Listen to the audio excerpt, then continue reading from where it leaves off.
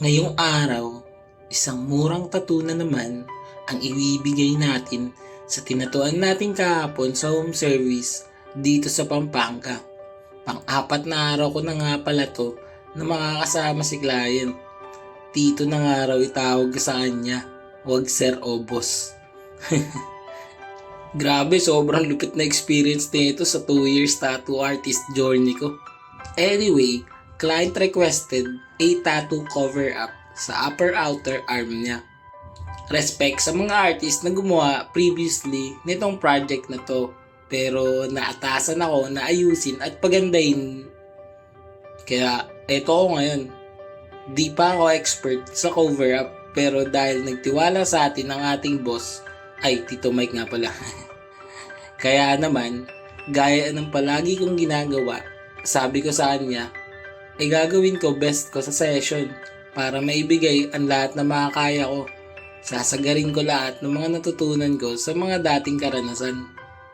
Since nagkukwento na lang din naman ako, lulubos-lubusin ko na. Kaya naman, ibabahagi ko sa inyo ang mga nakakatuwang bagay at unexpected na mga pinagdaanan ko dito sa probinsyang home service area natin.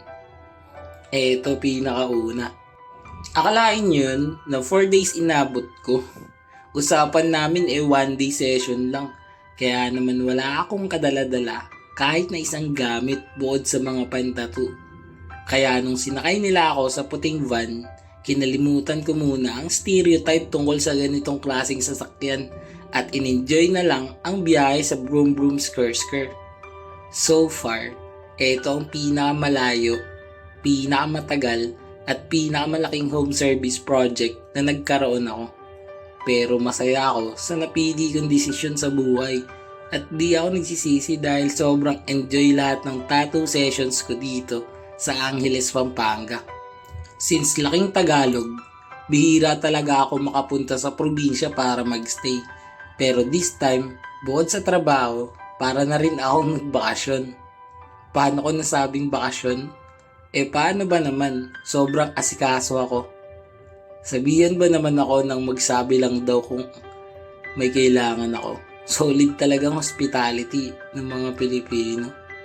Bukod sa mabait na si client, pati mga kaibigan at mga pamilya niya, solid din. Yung pakiramdam ko, pamilya touring nila sa akin kahit na first time lang talaga kami nagkikita-kita. Sabay-sabay pa nga namin pinagsaluan ang masarap na lutong Ilocano. Ilocano kasi talaga sila originally bago sila tumira dito sa Pampanga. Kakaibang mga putahe na bago sa paningin at panlasa pero sobrang malinamnam. Tapos napasabi pa nga ako on the spot ng wow, grabe. Sobrang saya sa pakiramdam nang ganito ay trato ng customer.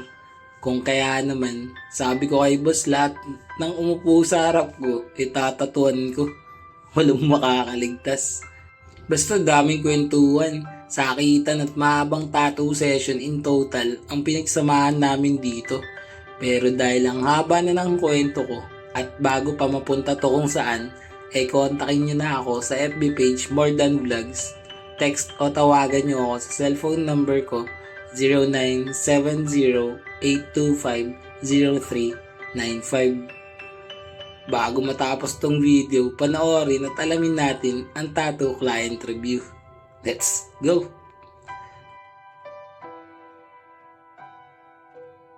Boss, tapos na yung tattoo natin. Anong masasabi mo? Sakit. Ayun no. Rate mo na yan, 1 to 10. 20. Pati sakit. 10. Babalik ko lahat sa'yo. Gagante, no? Sige.